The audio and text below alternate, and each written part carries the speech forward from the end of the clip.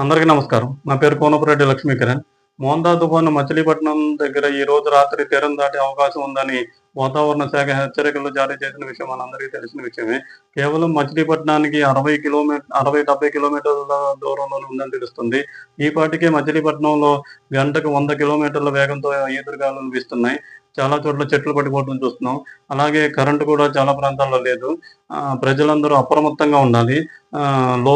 లోతట్టు ప్రాంతాల ప్రజలు సురక్షితమైన ప్రాంతాల్లో ఉండాలి. అలాగే గవర్నమెంట్ అధికారులు గాని, ప్రభుత్వం తరపు నుండి ఎలాంటి సూచనలొచ్చినా వాటిని పాటిస్తూ అందరూ అప్రమత్తంగా ఉండాలి.